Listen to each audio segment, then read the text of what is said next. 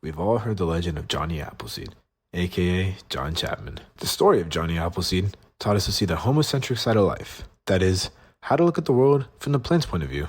In honor of John Chapman, here is a story of adventure, romance, and endurance. Here is the story of apples. Despite how well apples fit into the American ecosystem, they actually originate from the mountains in Kazakhstan. We used to grow apples from seeds, and they were considered too sour to be eaten plain. As such, they were usually fermented for cider. But because the cider is alcoholic, this made apples quite the controversial fruit in the early 1900s during the temperance movement. Therefore, we had to rebrand apples as healthy and wholesome. As they say, an apple a day keeps the doctor away. Apples are extremely heterozygous. Each generation of apples differs drastically from the last.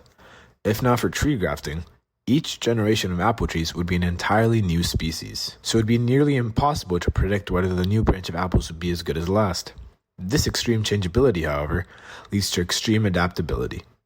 Because the Silk Route passes through Kazakhstan, travelers are theorized to have grabbed the best apples they could find on the route to take home. This led to seeds being spread all about, where they would hybridize with European crab apples and other related species, resulting in a whole new species of fruit. Apples could only be domesticated, however, when the Chinese invented grafting in the second millennium. This means they would take a piece of wood from a desirable tree, plant it in the trunk of another tree, and allow this tree to grow and take on the characteristics of the more desirable tree. This technique was then taken by the Greeks and Romans, who would spread these new domesticated trees to England. This technique resulted in lady apples, which is still sold in grocery stores today. The English then brought the apples over to America. However, all was not smooth sailing. The apples weren't able to withstand American weather. Harsh winters and late spring frosts killed off the early apple plants. However, colonists were very good at making do. They would plant the seeds of apples they ate while traveling, planting trees they called pippins. The introduction of bees to the Americans also helped apple trees prosper. When we think about sweetness, the first thing we think of today is sugar. However, this was not always the case in the United States. Before sugar was widely available, people often associated sweet flavors with fresh fruits, the apple in particular. The apple was so popular and tasty, people considered it to be the fruit of knowledge from the Garden of Eden. Since apples used to be grown largely for the production of cider, many apple species were bred for their sweetness because the yeast produced in the fermentation process feed on the sugars in the plants. The sweetest fruit made the strongest drink, so we wanted our apples to be as sweet as possible.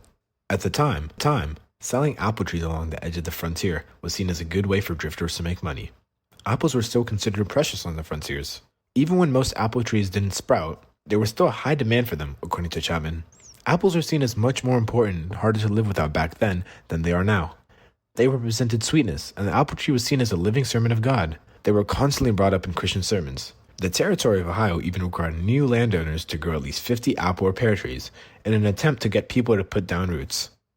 The apple was best known for its uniform redness and sweetness. John Chapman, considered an agent of domestication, brought the apple to America along with multiple other world plants. His planting helped change the landscape of the New World into the familiar images we see today.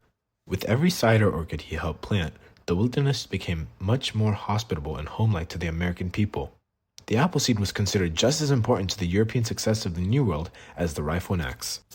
As the landscape of America started to change because of the influx of new plants and crops, John's millions of seeds started to change the apple itself.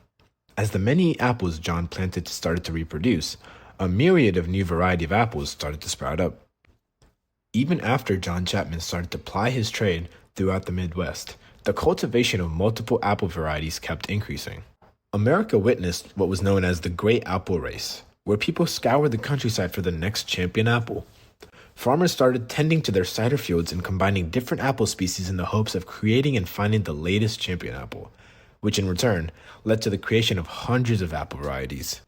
John Chapman bringing the apple to America, establishing the fruit as an American staple, and impacting the future of apple cultivation is how the story of Johnny Appleseed came to be. Thanks to him, the fruit became a bright metaphor for the American dream.